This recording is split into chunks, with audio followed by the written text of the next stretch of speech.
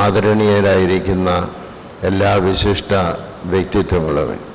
പരുമല ആശുപത്രി 50 വർഷമായി എന്ന് നാം ഓർമ്മിക്കുമ്പോൾ കഴിഞ്ഞ കാലഘട്ടങ്ങളിലെ ഓരോ വീഴ്ചകളും താഴ്ചകളും മനസ്സിലേക്ക് ഓടി വരുന്നുണ്ട്. പല സന്ദർഭങ്ങളിൽ ഈ ആശുപത്രിയുടെ പല പ്രവർത്തന മേഖലകളിലും ഉൾപ്പെടുവാനിടയായതുകൊണ്ട്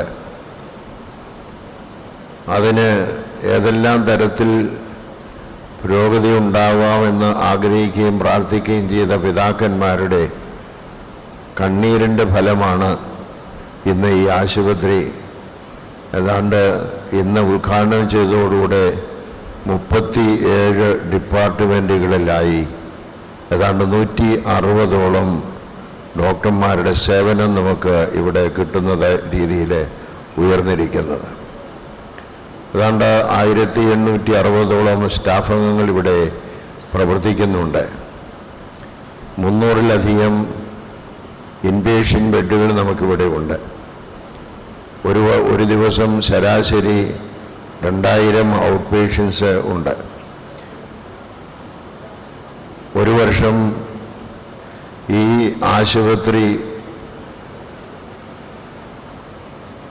പാവപ്പെട്ട ജനങ്ങൾക്ക് വേണ്ടി നൽകുന്നത്, ചാരിറ്റി ആയിട്ട് നൽകുന്നത് 8 കോടി രൂപയാണ്. ഇങ്ങനെയുള്ള ഒരു മിഷൻ പ്രവർത്തനം ഈ ആശുപത്രിക്ക് നടത്തുവാൻ കഴിയുന്നത് അനേകമായിരം ആളുകളുടെ സഹകരണത്തിലും പ്രാർത്ഥനയിലുമാണ് എന്നുള്ളതിന് സംശയമൊന്നുമില്ല. മലങ്കര ഓർത്തഡോക്സ് സഭ അതിൻ്റെ എല്ലാ തരത്തിലുള്ള റിസോഴ്സസും ഈ ആശുപത്രിയുടെ വളർച്ചയ്ക്ക് വേണ്ടി ഇന്നുവരെ ഉപയോഗിച്ചുകൊണ്ടാണ് ഇരിക്കുന്നത്. ഇവിടെയുള്ള എല്ലാ ഡോക്ടർമാരും ഓരോ സമയത്തും പുതിയ പുതിയ മെഷീനുകൾ അവരുടെ റിസർച്ചിലൊക്കെ ആവശ്യമായി വരുന്നുവെന്ന് പറയുമ്പോൾ ബാങ്കിൽ നിന്ന് കടമെടുത്താണെങ്കിലും സഭയുടെ കേന്ദ്രത്തിൽ നിന്നാണെങ്കിലും അതിനാവശ്യമുള്ളതായ പണം കണ്ടെത്തുവാൻ സഭ പ്രതിജ്ഞാബദ്ധമാണ്. അതെപ്പോഴും ചെയ്തുകൊണ്ടിരിക്കുന്നതാണ്. ചില പ്രദേശങ്ങളിലൊക്കെ ഈ രാജ്യത്ത് നടത്തുന്ന ആശുപത്രികളെക്കുറിച്ച് ഒക്കെ അറിയാം. അത് ബിസിനസ്സായ രീതിയിൽ നടത്തുന്ന പല കേന്ദ്രങ്ങളെയും നമുക്കറിയാം. മലങ്കര ഓർത്തഡോക്സ് സഭയ്ക്ക് കോടിക്കണക്കിന് രൂപ ഓരോ വർഷവും ഈ ആശുപത്രിയുടെ വികസനത്തിന് നൽകുവാനല്ലാതെ ഒരു പൈസ ഇവിടെ നിന്ന് എടുക്കാനായിട്ട് സാധിക്കുകയില്ല. മലങ്കര സഭ അത് ആഗ്രഹിക്കുന്നുമില്ല. ഇത് മനുഷ്യ നന്മയ്ക്ക് വേണ്ടി മാത്രം ഉപയോഗിക്കണമെന്ന് മാത്രമേ ഇവിടുത്തെ സിഇയോട് ഞങ്ങൾ ആവശ്യപ്പെട്ടിട്ടുള്ളൂ. പ്രയാസപ്പെടുന്ന ആരെങ്കിലും ഏത് തരത്തിലായിരുന്നാലും അവർക്ക് സാമ്പത്തികമായ ബുദ്ധിമുട്ടോ പ്രയാസങ്ങളോ ഉണ്ടായാൽ ഒരിക്കൽ പോലും അത് പരിഹരിക്കപ്പെടാതെ പോകരുത്. അതിനാവശ്യമുള്ള സഹായങ്ങൾ എവിടെ നിന്നെങ്കിലും ലഭിക്കണം.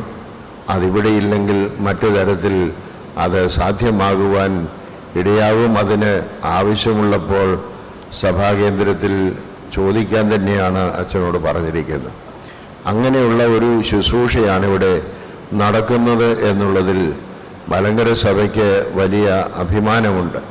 മഹാ ഉപനിഷത്തിൽ വസുദൈവ കുടുംബകം എന്ന് പറയുന്നത് വേൾഡ് ഈസ് വൺ ഫാമിലി എന്നുള്ളത് അത് വേദങ്ങളുടെ കാലം മുതലേ ഉള്ള ഒരു ചിന്തയാണെന്ന് നമുക്കറിയാം. പക്ഷേ അത് പലപ്പോഴും പ്രായോഗികമായി എന്താണ് അത് നമുക്ക് സംസാരിക്കാൻ പറ്റുന്ന വാക്യമാണ്, പഠിക്കാനും പഠിപ്പിക്കാനും പറ്റുന്ന വാക്യമാണ്. പക്ഷെ അത് ആവിഷ്കരിക്കാൻ എങ്ങനെ സാധിക്കുമെന്നുള്ളതാണ്. അതാണ് മനുഷ്യനുള്ള വെല്ലുവിളി എന്ന് പറയുന്നത്. ലോകത്തെ ഒരു കുടുംബമായി കാണണമെന്നുണ്ടെങ്കിൽ കുടുംബാംഗങ്ങളെല്ലാവരും അവരുടേതായ സാക്രിഫൈസോടുകൂടെ മാത്രമേ സാധിക്കുകയുള്ളൂ.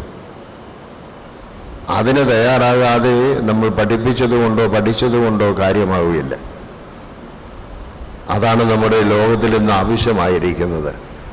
ഒരു കുടുംബം, ഒരു ഭൂമി, ആ ഒരു കുടുംബം ഒരു ഭൂമിയായി, അല്ലെങ്കിൽ ഒരു ഭൂമി ഒരു കുടുംബമായി, അതിൽ നിവസിക്കുന്ന എല്ലാവരും ഒരു കുടുംബമായി തീരുന്നത് ഇതുപോലെയുള്ള സ്ഥാപനങ്ങൾ സർവ ജാതി മതസ്ഥർക്കായിട്ടും സർവർക്കുമായിട്ടും അവരുടെ എല്ലാ ക്ഷേമത്തിനും വേണ്ടി പ്രവർത്തിക്കുന്ന സമയത്താണ് വസുദൈവ കുടുംബകം എന്നുള്ളത് ഒരു യാഥാർത്ഥ്യമായി ആവിഷ്കാരമായി തീരുന്നത്. അതിനാണ് ഇവിടെ ശ്രമിച്ചുകൊണ്ടിരിക്കുന്നത്.